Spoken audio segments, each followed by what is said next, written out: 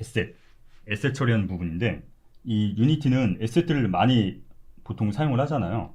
메쉬도 있고 오디오도 있고 텍스처도 있고 굉장히 많은 에셋들을 사용을 하는데, 이 에셋들은 보통 많이들 간과하시는 게, 어차피 포맷은 원본 소스 포맷은 상관없어요. 유니티에서 이걸 다시 압축하고 다시 데이터를 변환해서 사용을 하기 때문에. 네. 그리고 만약에 뭐 텍스처 같은 경우는 뭐 타가도 있고 뭐 JPEG도 있고 그리고 뭐 PNG도 있고 하잖아요. 그리고 뭐 PSD 아니면 PSB도 있고요. 이런 식으로 이미지 포맷들도 다양한데, 많이들 여쭤보신 게 뭐가 제일 가볍냐라고 여쭤보시는데, 사실 유니티 입장에선 이걸 가져와도 포맷을 다시 변환하거든요. 뭐 ETC라든가 PBRTC라든가 ASTC라든가 그렇게 다시 변환을 하기 때문에 원본 포맷이 뭐든 전혀 상관없습니다. 최종 결과물에는 영향을 미치지 않고요. 오히려 PSD나 뭐 PSB 같은 걸 사용하게 되면은 관리하는 측면에서 조금 더 편하긴 하죠. 보통은 이런 걸 염두 안 하고 작업하시면은 포토샵을 작업하고 나중에 PNG로 변환한 다음에 이 폴더에 집어넣어요. 그렇게 되면 관리가 불편하잖아요. 그렇기 때문에 그냥 PSD 아니면 PSB 원본 포맷 그대로 사용하셔도 최종 결과물에는 전혀 상관이 없습니다. 물론 그건 있겠죠. 뭐 SVN이라든가 기시라든가 그런 게 좀 저장 용량은 먹을 수 있는데, 그거랑 상관없이 최종 퀄리티에는 연관이 없기 때문에. 그리고 사운드 파일도 마찬가지예요. MP3를 하거나 아니면 OGG를 하거나 전혀 상관없습니다. 어차피 유니티에서 다시 압축해요. 그렇기 때문에 오디오 같은 경우는 그냥 오디오 웨이브 파일이 있으면 그냥 웨이브 쓰시는 것도 괜찮아요. 어차피 이게 MP3를 하게 되면 유니티가 압축을 풀었다가 다시 압축을 하기 때문에 데이터가 손실하는 게 발생할 수도 있거든요. 그렇기 때문에 웨이브 파일 원본 그대로 쓰시는 거 오히려 나을 수도 있어요. 그리고 에셋들을 보면은 플랫폼별로 오버라이드 같은 걸 할 수가 있거든요. PSB를 사용했을 때 메모리 쪽 이슈 큰 게 없을까요? 라고 물어보시는데, 이게 그러니까 최종 최종 빌드한 결과물은 상관없고, 그건 있겠죠. 이제 에디터에서. 근데 보통 작업 PC는 성능 좋은 거 쓰시잖아요. 그러니까 작업 PC는 성능 좋은 거 쓰시고요. 그리고 최종 결과물에는 영향이 없다고 보시면 돼요. 그리고 SM마다 플랫폼별로 다 세팅을 해줄 수가 있거든요. 그래서 그런 부분들 많이 잘 활용을 하셔야 되는데, 좀 진행하면서 계속 설명을 드릴게요. 텍스처. 우선 여러 에셋들 중에 있는데 많이 간과하신 거가, 텍스처가 세팅할 게 워낙 많다 보니까 좀 비효율적으로 사용하시는 경우도 많이 있어요. 그래서 그런 부분을 좀 설명을 드릴게요. 보면 텍스처가 플랫폼별로 오버라이드를 할 수가 있거든요. 그러니까 아이폰용 오버라이드, 뭐 안드로이드용 오버라이드, 그리고 뭐 PC용, 그런 식으로 다 플랫폼별로 세팅을 할 수가 있기 때문에 플랫폼별로 세팅을 해주시는 게 좋아요. 그냥 디폴트 상태로 되면 비효율적인 경우가 많이 있거든요. 그리고 보시면은 요 사이즈, 원본 사이즈는 4096 써도 되고요. 솔직히 4096으로 작업하시고, 이 플랫폼 오버라이드로 해가지고 2048로 강제하거나 아니면 1024로 강제하시면 돼요. 그래서 원본은 이제 작업하는 사람 입장에서 원본은 크면 클수록 편하긴 하잖아요.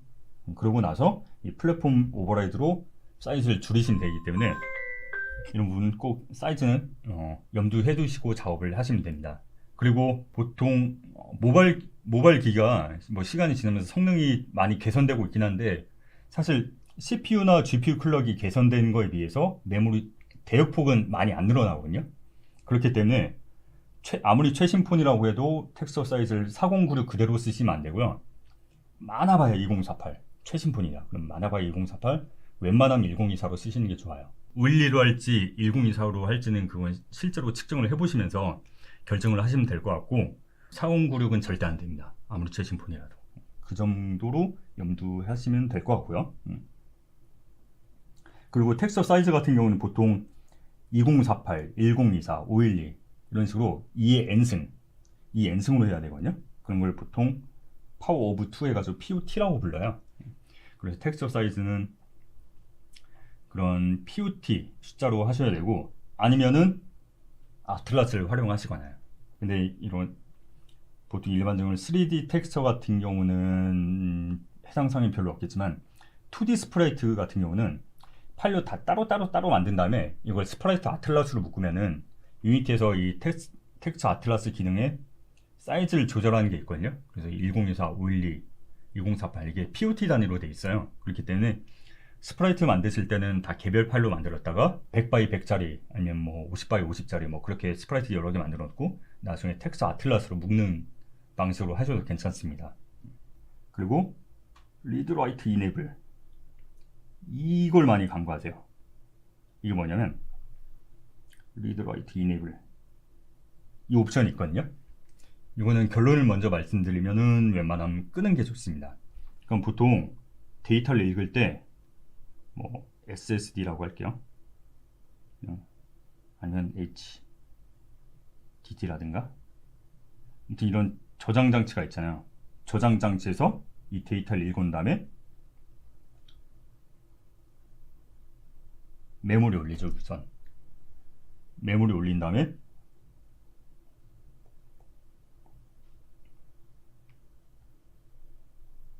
비디오 메모리에 올립니다. 뭐 비디오 메모리라고 하기도 하고 GPU 메모리라고 하기도 하고. 근데 여기서 말하는 램은 그냥 CPU에서 접근한 시스템 메모리. 이 데이터 처리하는 객체는 CPU이기 때문에 CPU 메모리에 올렸다가 GPU 메모리로 넘겨주거든요. 근데 물론 모바일에서는 이게 하드웨어적으로는 그냥 동일한 원칩으로 들어가니까 같은 메모리예요. 같은 메모리를 좀 논리적으로 나눠서 사용을 하는 거거든요. 근데 어쨌든 이런 식으로 논리적으로 나눠져 있기 때문에 저장 장치에서 메모리를 올리고 이 스템 메모리에서 다시 GPU 메모리를 올린 다음에 CPU 메모리에서 날리죠. 왜냐면 텍스처는 GPU에서 사용하는 거기 때문에 GPU에서 접근하는 GPU 메모리에만 존재하면 됩니다. 근데 이 리드 라이트 이네이블을 사용하게 되면 어떤 걸 할 수 있냐면 API에서 이 텍스처에 접근해서 데이터를 조작할 수가 있어요. 근데 그러기 위해서는 GPU 메모리인 걸 바로 접근을 하면 안 되고 CPU 메모리, 그러니까 시스템 메모리에 이 데이터를 똑같이 남겨놔야 되거든요. 그 말즉슨 이 리드 라이트 이네이블 이걸 체크하게 되면은 GPU, 이 데이터가 GPU에도 남아있고 CPU 메모리, 시스템 메모리에도 똑같이 남아있습니다. 그렇기 때문에 결론적으로는 메모리가 2배가 되는 거예요. 물론 정확히는 2배는 아니에요. 이게 압축된 상태로 뭐 들어가고 하기 때문에. 근데 어쨌든 메모리가 중복으로 올라가기 때문에 웬만한 경우에는 이 기능을 끄는 게 좋습니다. 보통 대부분의 게임에서는 내가 텍스처를 동적으로 조작할 일이 없잖아요. 웬만한 경우는 끄면 돼요. 그냥 결론만 그렇게 내리시면 될 것 같아요. 네. 민맵도 좀 설명을 드리면은 제너럴 민맵이란 게 있는데, 민맵 같은 경우는 3D 게임에서는 사용을 해야 됩니다. 그러니까 민맵이 뭐냐면 텍스처가 하나가 있잖아요. 텍스처가 예를 들어서 뭐 512짜리가 있다. 그럼 이 텍스처를 하나 로드하고 나면 민맵을 생성을 하는데 그 민맵이란 건 작은 버전의 복사본을 만드는 거라고 보시면 돼요. 그래서 512, 256짜리, 그리고 128짜리 쫙쫙쫙쫙 이런 식으로 작은 사이즈의 복사본들을 만듭니다. 그렇게 되면은 최종적으로 이걸 다 합치면 막 대략적으로 한 33%? 33.333 뭐 그렇게 되겠죠. 그런 식으로 메모리 용량이 한 33% 정도 뻥튀기가 된다고 보면 돼요. 근데 이런 게 왜 필요하냐면 3D 게임 같은 경우는 이 오브젝트가 카메라 가까이 있기도 하고 카메라 멀리 있기도 하고 그러잖아요. 그럼 가까이 있을 때는 당연히 고해상도 텍스처가 사용이 필요한데 저 멀리 있는 애는 고해상도로 텍스처를 바를 필요가 없잖아요. 그럼 멀리 있는 애, 그러니까 화면의 비중이 작은 애는 그만큼 작은 해상도의 텍스처를 적용시켜 버리면은 그만큼 메모리 대역폭을 줄일 수가 있거든요. 그렇기 때문에 이 런타임 성능적인 측면, 메모리 효율적인 측면으로 이런 민맵이라는 기능을 사용을 합니다. 그렇기 때문에 3D 게임에서는 이런 민맵이 웬만하면 다 필요하고요. 근데 2D 게임에서는 필요가 없거든요, 솔직히. 2D 게임은 민맵을 보통 사용할 필요가 없기 때문에 보통 2D 게임에서는 민맵을 끄는 걸 일반적으로는 권장을 해요. 물론 상황마다 다를 수 있지만 2D 게임에서는 이 민맵을 끄신 게 좋습니다. 그래서 그냥 이렇게 기억하시면 돼요. 3D에선 키고 2D에선 꺼라. 웬만한 경우엔 그렇게 기억을 하시면 될 것 같습니다. 특히 2D 같은 경우는 거의 2D는 리소스가 이미지가 대부분이잖아요. 그러니까 그 이미지 용량 조금이라도 최종적으로 33%라도 아끼면 좋잖아요. 그렇기 때문에 민맵은 2D 게임에서는 웬만하면 끄시면 좋습니다. 그리고 제일 중요한 게 텍스처 압축이에요. 텍스처 압축은 무조건 사용을 하셔야 되고요. 그래서 아까 잠깐 언급드린 것처럼 뭐 PNG, JPG 이런 것들은 하드웨어 저장 용량을 아끼기 위한 압축 포맷이거든요. 근데 이거를 GPU로 메모리로 올리고 나면은 이 압축이 다 풀려서 올라와요. JPG나 TJ로 했을 때. 그렇기 때문에 GPU에서 사용하는 GPU 전용 압축 포맷이 따로 있습니다. 그래서 그 GPU 전용 압축 포맷이 바로 우리가 쓰고 있는 뭐 PBRTC라든가 ETC라든가 ASTC라든가 그런 포맷들이거든요. 그렇기 때문에 이런 텍스처 압축 포맷은 반드시 사용을 하셔야 되고 뭐 32비트로 풀어 쓴다거나 그러시면 안 돼요. 사실 그런 게 있어요. PBRTC나 ETC 같은 경우는 화질 구시거든요. 그러니까 아무래도 그 손실 압축 방식이다 보니까 화질이 조금 떨어질 수가 있어요. 그렇기 때문에 아트 하시는 분들이 이런 걸 굉장히 못 견뎌하는 경우도 있습니다. 근데 어느 정도 어쩔 수 없어요. 욕심을 버리시거나 욕심 조금 마음을 비우시거나 아니면은 ASTC 같은 경우는 화질이 괜찮거든요. 다만 ASTC는 하드웨어 제약이 있긴 한데 요즘 다들 최신 폰 쓰시잖아요. 다들 10년 전 폰 쓰진 않잖아요. 그렇기 때문에 요즘 개발하는 게임들은 ASTC를 기본적으로 사용하셔도 무방할 거고요. 그래서 뭐 옛날 저사양 폰을 타겟으로 한다 그러면은 조금 뭐 제약은 있긴 하겠지만 신규 개발하는 게임에서는 웬만하면 ASTC를 사용을 염두하시면 될 것 같아요. 다만 그런 게 있어요. 막 인도라든가 태국 같은 동남아를 타겟으로 한다. 그럼 그런 데는 우리가 중고로 쓰다 팔았던 폰들이 있잖아요. 그런 게 그쪽으로 가거든요. 만약 그쪽을 타겟으로 한다 그러면은 텍스처 포맷은 좀 고민을 하셔야 됩니다. 맞아요. 아이폰, 안드로이드 다 ASTC 지원됩니다. 그리고 텍스처뿐만이 아니고 메시도 임포트 세팅할 게 파라미터가 굉장히 많아요. 그리고 대략 뭐 설명드리면은 당연히 이것도 압축하시면 좋고요. 근데 이거는 텍스처 압축하고는 좀 다른 거예요. 그냥 이건 데이터 정밀도를 떨어뜨린 거라서 시각적인 퀄리티가 영향이 있을 수 있습니다. 그렇기 때문에 눈으로 보시면서 어쨌든 압축하면 이 빡세게 하면 할수록 좋으니까 빡세게 하되 시각적인 그 품질 차이가 없다라는 걸 눈으로 확인하시면서 조절을 하시면 돼요. 그리고 얘도 리드 라이트 이네이블 똑같이 있거든요. 아까 말씀드렸던 거랑 텍스처랑 똑같아요.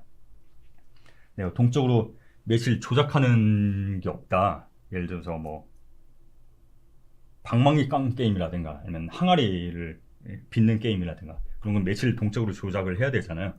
그런 거 아니고 일반적인 뭐 MMORPG라든가 아니면 일반적인 액션 게임이라든가 그런 거에서는 동적으로 매실을 직접 API를 통해서 조작하실 일이 없기 때문에 이 기능은 끄시는 게 좋아요. 아까 텍스트랑 똑같은 컨셉입니다. 그리고 여기도 마찬가지예요. 웬만하면 내가 안 쓰는 것 같다 그럼 끄시면 돼요 일단. 그래서 만약에 움직이는 캐릭터가 아니다. 그러니까 캐릭터, 이런 스키닝 연산이 일어나지 않는 메시 같은 경우는 리그를 끄면 되겠죠. 리깅 끄면 되고 그리고 막 블렌드 쉐입을 일어나지 않아. 보통 게임에서는 블렌드 쉐입을 많이 쓰는 게 캐릭터의 표정에서 많이 쓰거든요. 그런 식으로 블렌드 쉐입을 내가 쓰는 메시가 아니야. 그럼 얘도 끄는 게 낫죠. 리그도 끄고 블렌드 쉐입도 끄고 예를 들어 뭐 배경 건물이다. 하면 뭐 미사일 오브젝트다. 그런 뭐 리깅도 필요 없고 블렌드 쉐입도 필요 없잖아요. 그런 경우 이런 식으로 끄시면 되고요. 이런 걸 키면 결국 그만큼 연산이 있고 메모리가 늘어나는 거거든요. 그리고 탄젠트 보통 내가 노멀 맵을 쓰는 오브젝트가 아니다. 단순한 총알 같은 경우 아니 미사일 같은 경우는 보통 눈에 잠깐 보이는 거니까 노멀 맵 안 쓰잖아요. 그런 거 같은 경우는 탄젠트 끄시면 돼요. 근데 웬만한 노멀 없는 오브젝트가 많이 있을까 싶긴 한데 만약에 내가 노멀도 안 쓴다 게임이 그냥 언리스로 구성되어 있다 그런 경우는 사실 많지는 않을 것 같긴 하지만 근데 탄젠트는 꺼도 되는 경우가 많거든요. 노멀 웹 안 쓰는 경우는 탄젠트 끄시면 돼요. 그리고 뭐 폴리곤 카운트, 당연히 이제 폴리곤 카운트가 많으면은 성능에 영향을 미치니까 폴리곤 카운트도 신경을 써야 되는데, 아까도 말씀드렸지만 무조건 줄이는 게 아니고 뭐 GPU 쪽 병목인지, 그리고 GPU 병목 중에서도 이 폴리곤 처리하는 게 병목인지 그런 걸 체크하시고 줄이셔야 돼요. 근데 이게 이 폴리곤이 병목인지 아닌지 그것까지는 유니티의 기본 프로파일러로는 측정하기 힘들거든요. 그렇기 때문에 제가 아까 말씀드렸던 엑스코드라든가 아니면 뭐 그 스냅드래곤 프로파일러라든가 그런 식으로 벤더에서 제공하는 프로파일러들 사용하면은 이게 폴리곤이 부하인지 아닌지도 체크를 할 수가 있거든요. 그렇기 때문에 유니티 기본 프로파일러 외에도 GPU 쪽을 측정하고 싶으면 벤더에서 제공하는 프로파일러를 사용을 하시는 게 좋습니다.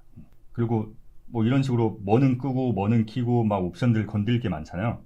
이걸 매번 에셋을 가져올 때마다 이런 식으로 체크를 하게 되면 사람이 실수를 할 수밖에 없어요. 그렇기 때문에 프로세서 자동화도 만들 수 있거든요.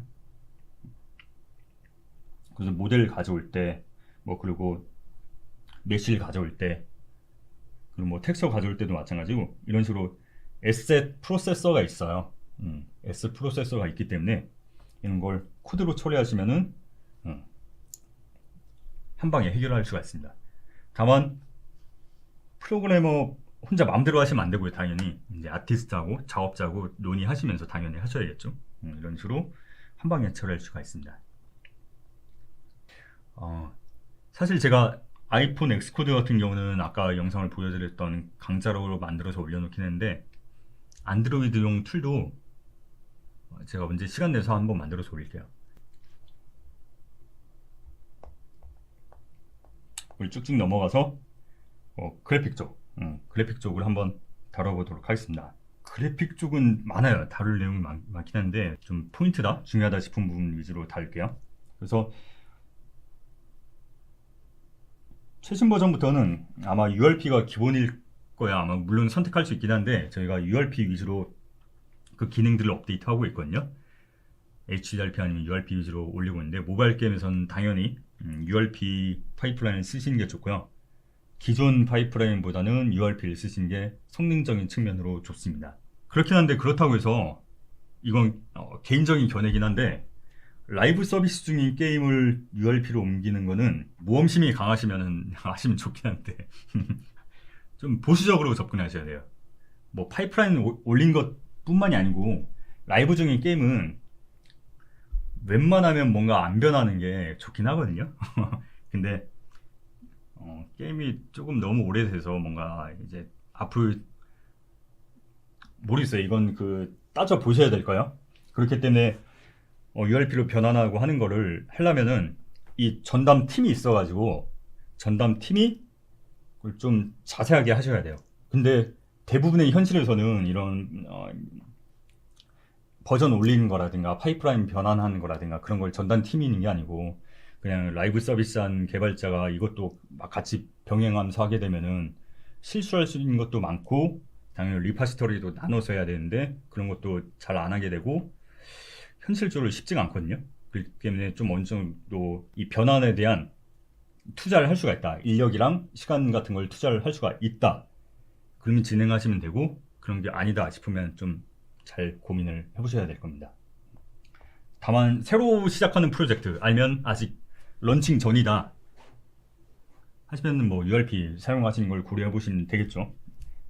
그래서 URP를 사용했을 때 드로콜적으로 좀 더 효율적으로 돼요. 그게 뭐가 있냐면, 동적 라이트를 썼을 때 기존의 파이프라인 같은 경우는 그만큼 드로콜이 늘어난 측면이 있는데 URP에선 그만큼 드로콜 절약을 할 수가 있거든요.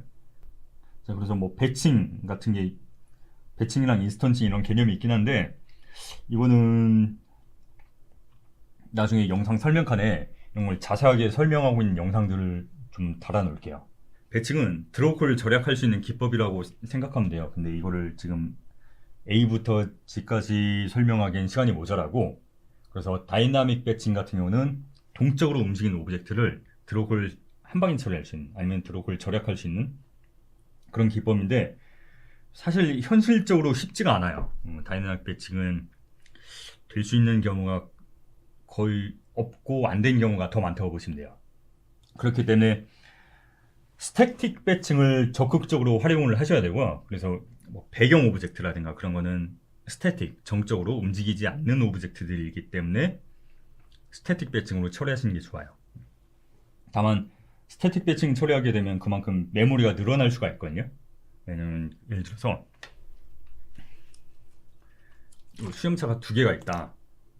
그럼 메시는 하나인데 이 스태틱 배칭을 하게 되면 이 두 개를 메모리 올린다고 보면 돼요. 그렇기 때문에 메모리랑 런타임 성능이랑 이런 정도 밸런스가 좀 필요하거든요. 근데 웬만한 경우에는 스태틱 배칭을 쓰시는 게 좋고요. 근데 아니 맵이 너무 광활하다, 막 오픈월드다, 아니면 맵이 너무 크다, 그러면 스태틱 배칭 할 거랑 안 할 거랑 좀 구분하시면 좀 전략을 섞는 방식으로 가시는 게 좋아요. 그렇기 때문에 당연히 이건 프로파일링을 하고 측정을 하고 난 후에 결정을 해야겠죠. 그리고 GPU 인스턴싱도 있고 뭐 SRP 배칭도 있고 한데 이런 거는 저희가 세션에서 여러 번 설명한 게 있기 때문에 그건 영상 링크를 이따가 달아놓도록 하겠습니다.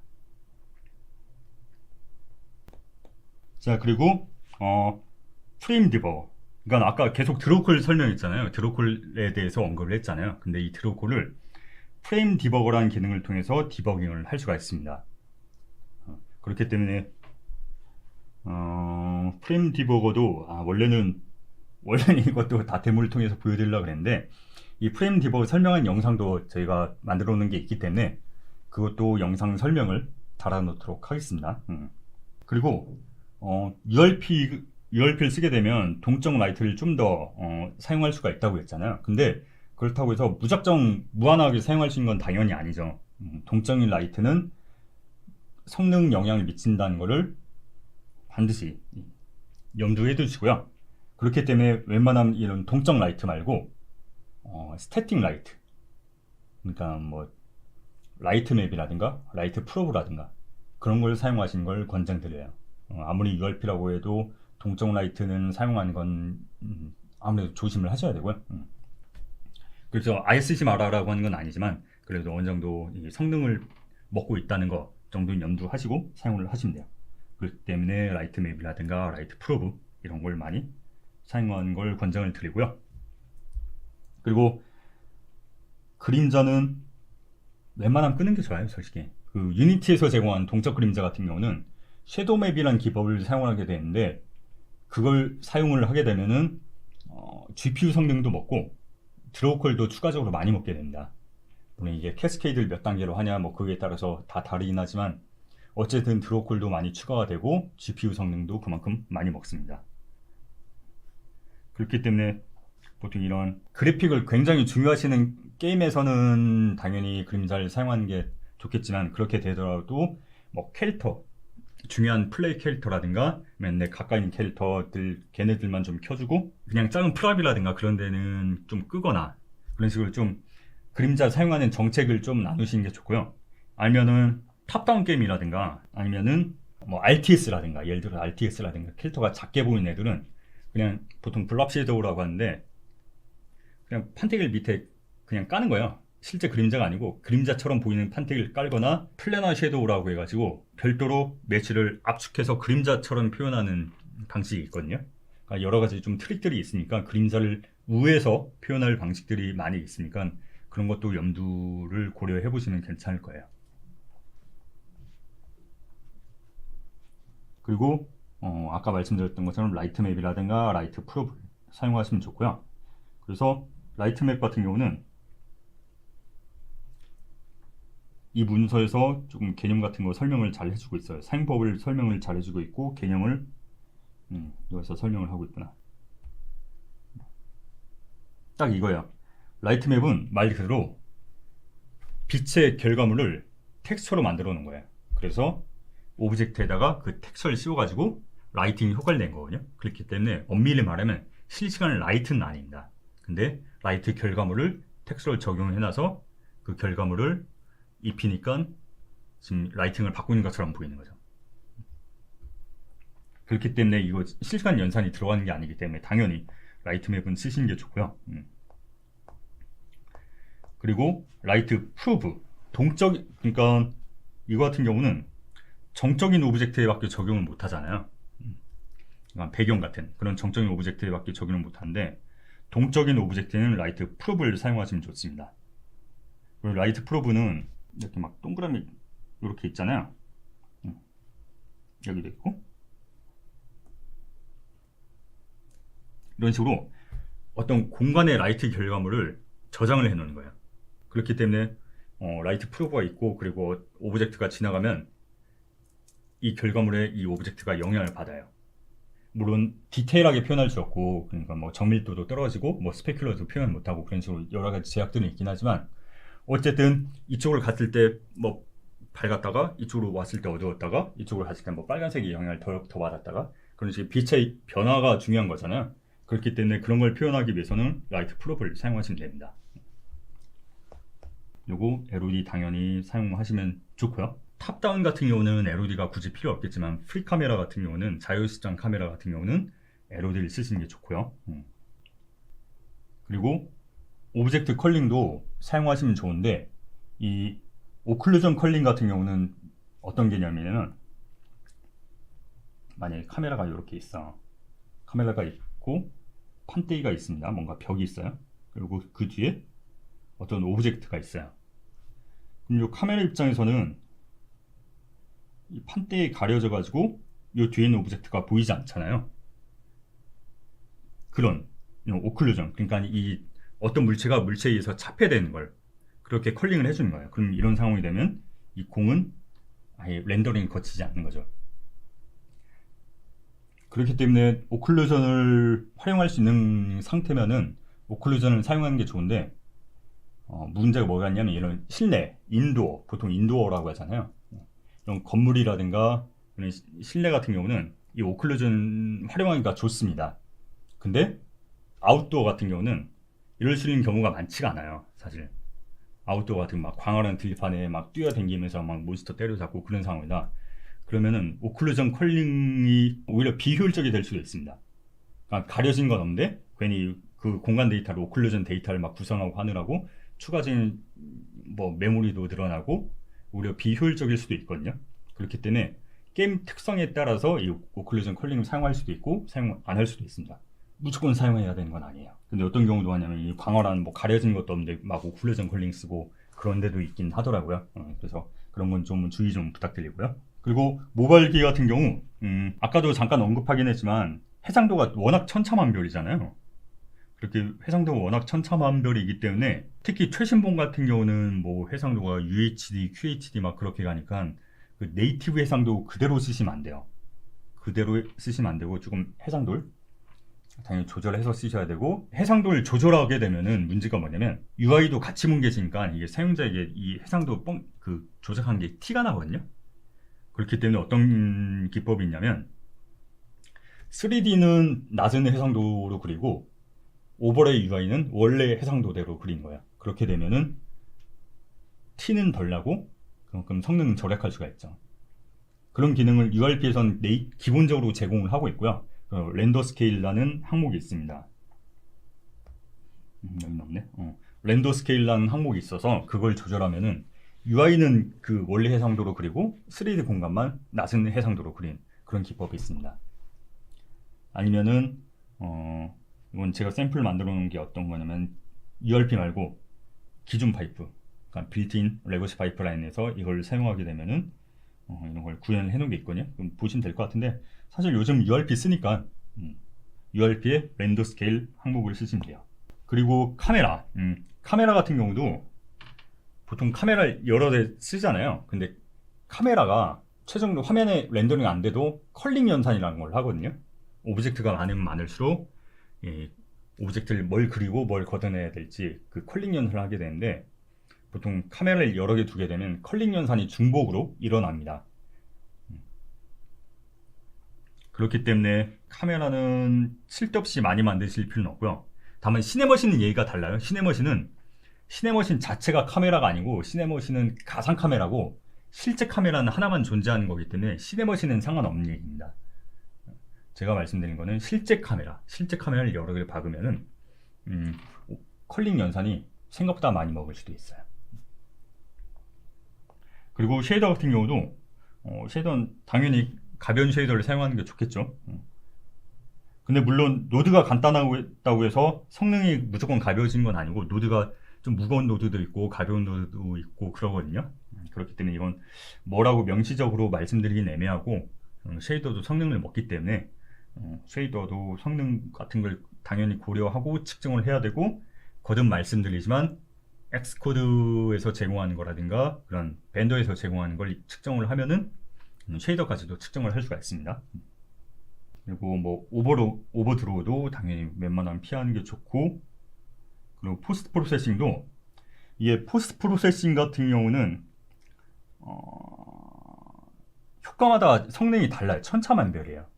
그러니까 웬만하면 뭐 컬러 그레이딩 같은 경우는 상대적으로 많이 가볍고요. 아니면 뭐 DOF 같은 거는 무겁고 이런 식으로 포스트 프로세싱마다 성능이 다르거든요. 뭐 비넥팅 같은 것도 가볍고 단순히 이제 픽셀 컬러만 바꿔주는 거는 웬만하면 그렇게 무겁지는 않아요. 근데 뭐 DOF도 마찬가지고 SSAU도 마찬가지고 그런 애들은 막 깊이를 읽어오고 그래서 깊이 맵이 없으면 예를 위해서 한 번 더 그려야 되고 그렇기 때문에 좀 무거운 경우가 많거든요. 샘플링도 여러 번 해야 되고 그렇기 때문에 포스트 프로세싱마다 성능이 다르다는 점을 좀 인지하시고 하시면 돼요. 그래서 뭐 포스트 프로세싱을 완전 안 쓰는 것도 그건 말이 안 되고 그렇다고 완전 마음대로 쓰는 것도 말이 안 되고 그렇기 때문에 어떤 건 켜고 어떤 건 끄고 그리고 어떤 경우에는 조금 뭐 연출이 가미가 돼야 된다. 그럼 컷신 같은 경우 컷신이 존재하는 공간에서는 조금 포스트 프로세싱을 빡시게 써줘야 되는 경우도 있잖아요. 그런 식으로 좀 어느 정도 상황에 맞게 쓰시면 돼요. 네. 이건 그래픽 리소스를 처리한적인 측면 얘기를 드렸고 API로 접근했을 때 머티리얼 뭐 컬러를 조작한다거나 그런 경우도 있잖아요. 근데 이때 렌더업 머티리얼 이걸 하게 되면 이걸 호출하는 순간 복사본이 만들어집니다. 비행기라고 해볼게요. 비행기가 이렇게 있습니다. 비행기가 이렇게 있고 머티리얼이 하나가 있는데 이 두 개 같은 머티리얼을 쓰고 있어요. 근데 얘한테 접근해서 렌더로 머티리얼을 이렇게 호출해 준다. 그러면은 얘가 머티리얼 내부적으로 복사본을 만들어요. 그래서 더 이상 이 A랑 B는 같은 머티리얼을 쓰는 게 아니고 두 개 각각 다른 머티리얼을 쓰게 됩니다. 그럼 어쨌든 오브젝트들이 같은 머티리얼을 공유해야 이제 배칭 효율성이 좋아지거든요. 근데 이렇게 되면 배칭이 깨지는 결과가 나타납니다. 그리고 머티리얼을 많이 만들면 많이 만들수록 당연히 비효율적인 측면이 많아지겠죠. 그렇기 때문에 만약에 얘만 컬러를 바꾼다거나 그렇게 되면 당연히 복사본 만들어지는 방식으로 접근하는 게 맞지만 이 오브젝트들에 모두 동일하게 적용을 하고 싶다. 그럼 쉐어드 머티리얼하고 따로 있어요.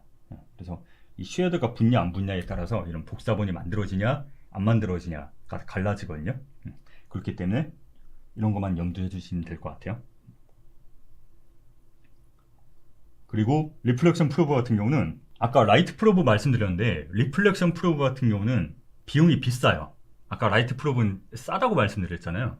라이트 프로브는 사실 저장되는 데이터가 그냥 숫자거든요. 단수 숫자예요. 그래서 뭐 구면조화 함수 어쩌고저쩌고 해가지고 그 결과물을 저장해 놓은 건데 여러분들이 그냥 염두하실 거는 그냥 숫자만 저장된다라고 보시면 돼요. 하나, 둘, 셋, 넷, 다, 숫자 9개, 플롯 9개가 저장이 되거든요. 그렇기 때문에 가벼운데 리플렉션 프로브 같은 경우는 육면의 텍스처가 1, 3, 4, 5, 6, 1, 3, 4, 5, 6면이 저장돼요. 그러니까 위, 아래, 앞, 뒤, 좌우 해가지고 6면의 텍스처가 리플렉션 프로브에 저장이 되거든요. 그렇기 때문에 라이트 프로브랑 리플렉션 프로브랑 뭐 컨셉은 비슷하긴 한데 저장되는 결과물 자체가 다르기 때문에 성능도 그만큼 엄청 차이가 납니다. 그렇기 때문에 리플렉션 프로브는 웬만하면 적게 쓰시는 게 좋아요. 당연히 라이트 프로브는 솔직히 많이 써도 상관없거든요. 그렇다고 수천만 개 쓰진 않을 거잖아요. 그러니까 라이트 프로브도 물론 이제 그 효율적으로 배치해서 적게 쓰면 적게 쓸수록 좋긴 한데 어쨌든 리플렉션 프로브만큼은 최대한 적게 쓰는 게 좋아요. 그렇기 때문에 많이들 리플렉션하고 라이트하고 착각하시는데 성능은 어마어마하게 차이가 난다는 거 염두하시면 될 것 같아요. 자, 이제 드디어 UI로 왔습니다. UI 같은 경우는 캔버스 단위로 만들어집니다. 그러니까 UI를 만들 때 캔버스라는 걸 만들고 그 안에 엘리먼트들 뭐 버튼이라든가 텍스트라든가 레이아웃이라든가 그런 것들을 집어넣잖아요. 근데 이 드로콜 배칭이 캔버스 단위로 일어나요. 캔버스 단위로 일어나기 때문에 뭔가 캔버스 안에 있는 어떤 오브젝트가 예를 들어서 캔버스가 있고 이 안에 뭐 버튼이 있고 텍스트가 있고 이미지가 있다. 이런 식으로 여러 가지 엘리먼트가 있다고 했을 때 만약에 버튼이 하나가 바뀌면은 이 캔버스 안에 있는 다른 애들도 다 데이터를 업데이트 해줘야 됩니다. 그 하나의 그 버텍스를 구성하기 위해서 폴리곤을 구성해야 되니까. 그렇기 때문에 이 캔버스 안에 동적인 애들이랑 정적인 애들이랑 같이 섞어놓으면 비효율적이고 동적인 애들만 담아놓은 캔버스 그리고 정적인 애들만 담아놓은 캔버스 그렇게 나누신 게 효율적이에요. 물론 데이터를 구성하고 작업을 하고 하는 데는 조금 뭐 번거롭고 그럴 수는 있지만 성능적인 측면을 봤을 때는 캔버스를 동적인 애들용, 정적인 애들용 나누는 게 좋습니다. 그렇기 때문에 좀 멀티플 여러 개의 캔버스를 나누는 게 훨씬 더 효율적이 될 수도 있어요. 솔직히 불편하긴 해요. 그렇게 작업하긴 불편하긴 한데 성능을 고려하면 좀 어쩔 수 없는 것 같아요. 그리고 보이지 않는 UI 엘리먼트는 꺼주는 게 좋습니다.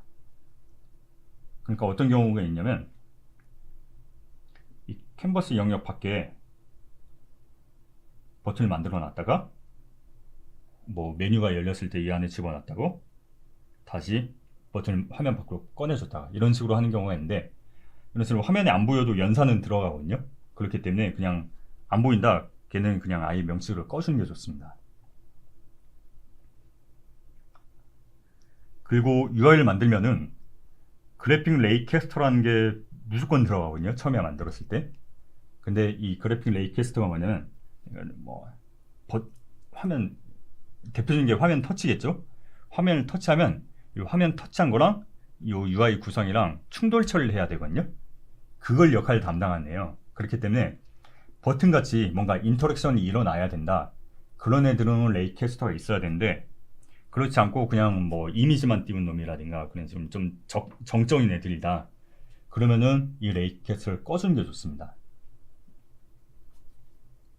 그리고 보통 이 캔버스를 처음에 만들면은 이 캔버스를 처음에 만들었을 때 이 레이캐스터가 달려요. 그리고 그 아래에 있는 막 여러 가지 오브젝트들이 있고 그런데 만약에 이 중에 버튼 반응을 하는 애가 얘밖에 없다. 그러면은 캔버스에는 이 레이캐스터를 집어주고 얘한테만 캐스터를 붙여주는 게 효율적입니다. 왜냐면 이 캔버스 자체에 레이캐스터를 붙여버리면 이 아래에 있는 모든 애들 얘도 다 레이캐스터 그 연산을 들어가거든요. 근데 이 캔버스에서 빼버리고 상위에서 빼버리고 이 엘리먼트에 따로 붙여주면은 얘만 연산을 합니다. 그렇기 때문에 물론 버튼이 그냥 화면에 한두 개만 있다 그러면 솔직히 그렇게 크게 상관없어요. UI가 되게 간단하다. 근데 요즘 웬만한 게임은 UI가 굉장히 복잡하잖아요. 특히 자동 사냥도 켜놓고 뭐 MMORPG 옆에 막 뭐 이것저것 잡다기에 다 띄워놓고 막 텍스트도 나오고 채팅도 나오고 되게 복잡하잖아요. 그렇기 때문에 요즘 게임 같은 경우는 UI가 굉장히 복잡하고 구성도 복잡하고 엘리먼트도 많기 때문에 이런 레이캐스터도 좀 별도로 작업을 해주시는 게 성능적으로 좋아요.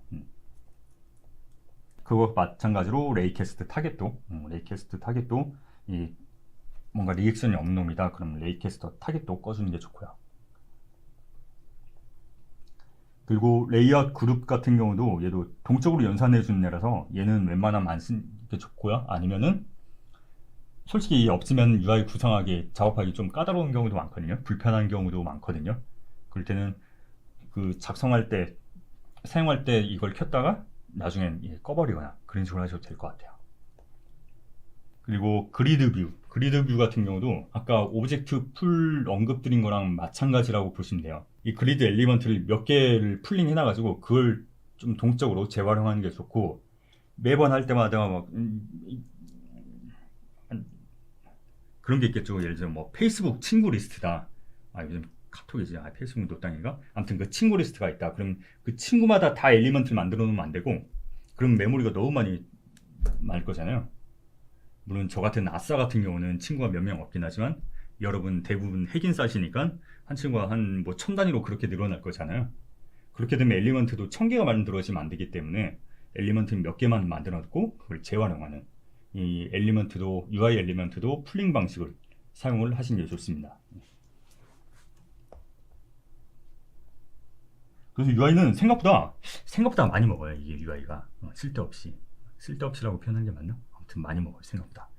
그렇기 때문에 이런 부분들은 조금 염두에 두시고 작업하는 게 좋고, 그리고 특히 UI는 최적화를 신경 쓰면서 작업하게 되면은 되게 불편하거든요. 그렇기 때문에 아까도 말씀드렸던 것처럼 프로토타이핑 단계인지 아니면 프로덕션 단계인지 그거에 따라서 UI도 성능 신경 쓰면서 작업을 하시면 될 것 같아요. 그리고 디바이스 시뮬레이터는 적극적으로 활용을 하시면 좋습니다. 특히 최신 삼성폰 같은 경우는 이제 카메라가 밑에 숨어 있긴 하지만 노치 스타일이 적용돼서 막 화면을 막 가려버리고 그러잖아요. 그렇기 때문에 이런 디바이스 시뮬레이터를 통해서 확인을 하면서 작업을 하시는 게 좋습니다. 자, 그리고 오디오도 생각보다 메모리를 많이 먹어요. 오디오도 생각보다 메모리를 많이 먹고, 그렇기 때문에 오디오를 인풋하고 나서 모바일 게임 같은 경우는 모노로, 웬만한 경우는 모노로 세팅하는 게 좋아요. 그러니까 물론 PC나 콘솔 같은 경우는 막 집에 막 돌비 서라운드 적용해가지고 막 사운드 빵빵하게 하고, 그러니까 당연히 모노로 하면 안 되겠죠. 근데 모바일 게임 같은 경우는 솔직히 자동 사냥 걸어놓고 막 일하거나 밥 먹거나 그러잖아요. 그렇기 때문에 괜히 스테레오로 두어가지고 메모리를 뻥튀기 할 필요는 없습니다. 모노로 하시는 게 좋고요.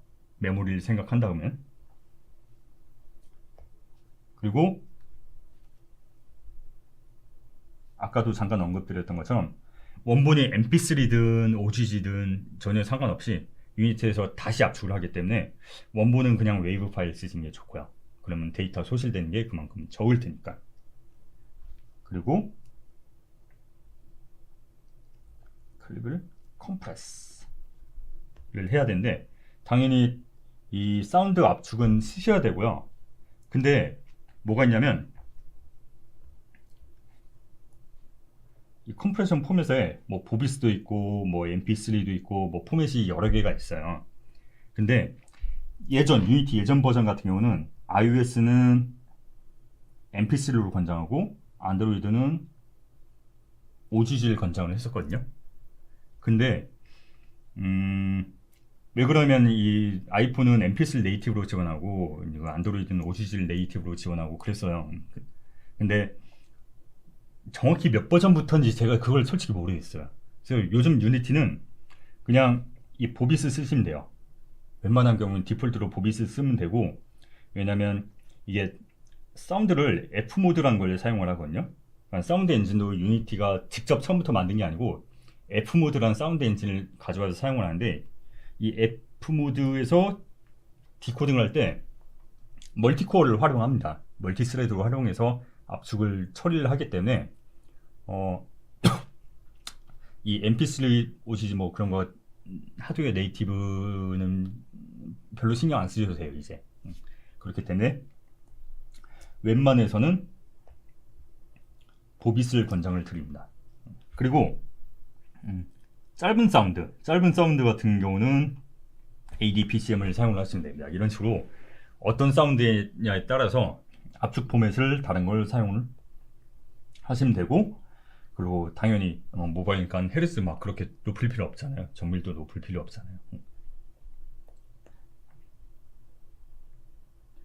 그리고 로드 타입, 이 로드 타입이 사실 제일 중요해요. 이 로드 타입이 뭐냐면 결국 이 사운드 파일을 로드에서 메모리 어떻게 올릴 거냐거든요. 그래서 크게 요 세 가지 옵션이 있습니다.